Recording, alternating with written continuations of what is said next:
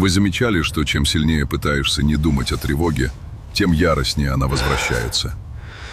Чем усерднее подавляешь гнев, тем разрушительнее он становится. Это не слабость, это закон психики. Пора прекратить внутреннюю гражданскую войну и узнать о единственной реальной власти, которая у нас действительно есть. С вами Ашрейлин. Вы на канале, где простым языком раскрываются тайны нашего сознания и мироздания, чтобы лучше познать себя и свою роль в этом мире. Что если я скажу вам, что все ваши попытки взять себя в руки и контролировать тревогу и негативные мысли не только бесполезны, но и являются топливом для вашего же страдания? Нас с детства учили бороться с собой. Но ключ к спокойствию не в борьбе, а в одном простом сдвиге восприятия. Давайте разберемся, как он работает. В массовом сознании осознанность обросла мифами. Ее часто представляют как синоним добродетельности, духовной чистоты или постоянного умиротворения. Считается, что осознанный человек – это тот, кто всегда контролирует себя, не злится и не тревожится. Но это заблуждение. Осознанность – это не про то, чтобы стать хорошим. Это про то, чтобы перестать быть участником события и стать реальным по отношению к самому себе и своим внутренним процессам. Осознанность – это способность занять позицию внутреннего наблюдателя. Это не прекращение мыслей и не подавление эмоций. Это фундаментальный сдвиг в восприятии. Вы перестаете быть своей мыслью или эмоцией и начинаете осознавать сам процесс мышления и чувствования. Вместо «я неудачник» появляется возможность заметить «сейчас в моем уме возникает мысль «я неудачник». Разница колоссальна.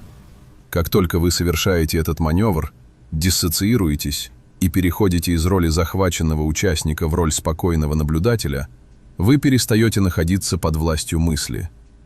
В этот момент у вас появляется ключевая способность – выбор. Выбор – отождествиться с мыслью и почувствовать себя неудачником или осознать ее как просто один из ментальных объектов и позволить ей пройти, подобно облаку на небе. Чтобы глубже понять осознанность, нам нужно разобрать одну из самых фундаментальных иллюзий психики – иллюзию контроля над внутренним миром. С детства нам внушают необходимость владеть собой. Мы стараемся подавить слезы, скрыть гнев, отогнать плохие мысли, считая это признаком зрелости и силы. Но возникает вопрос, действительно ли мы управляем тем, что возникает в нашем сознании? Можем ли мы заранее решить, какая мысль придет в следующую секунду? Ответ очевиден – нет. Мы не авторы внутренних событий.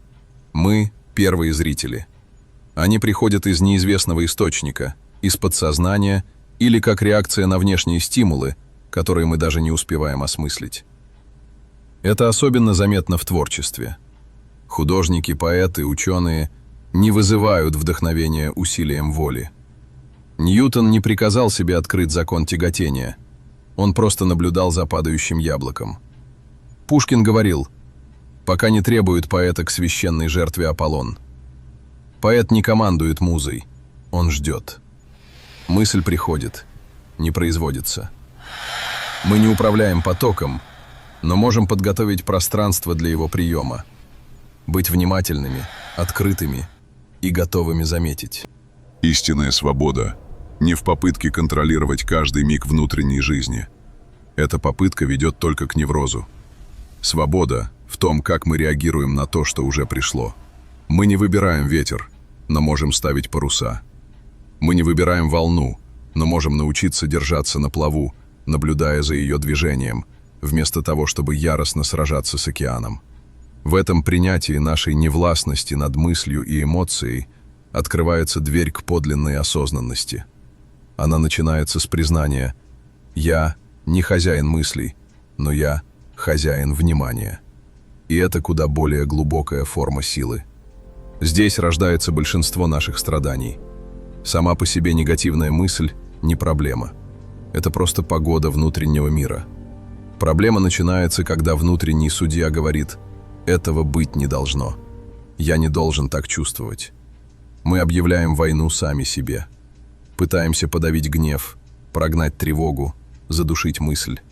Но чем сильнее борьба, тем сильнее мысль. Как мяч, который вы пытаетесь утопить. Чем глубже вы давите, тем выше он выстреливает.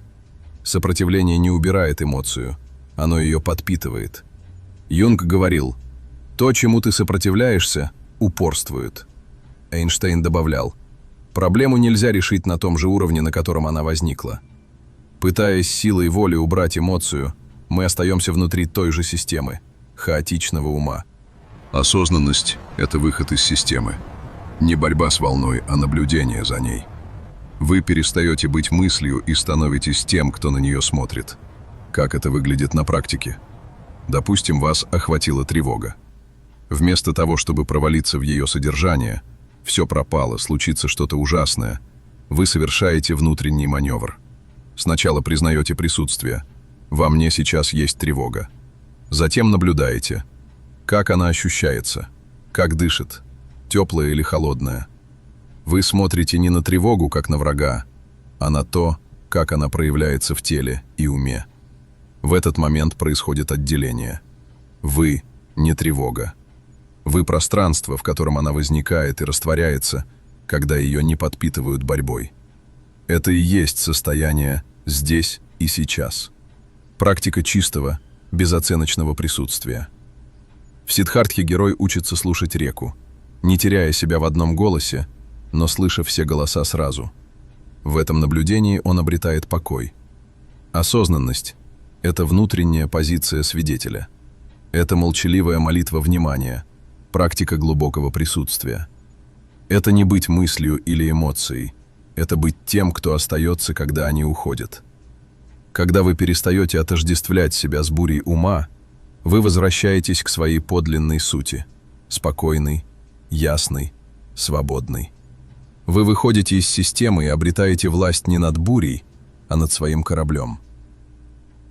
Оставайтесь на канале, ибо вас ждет еще много открытий.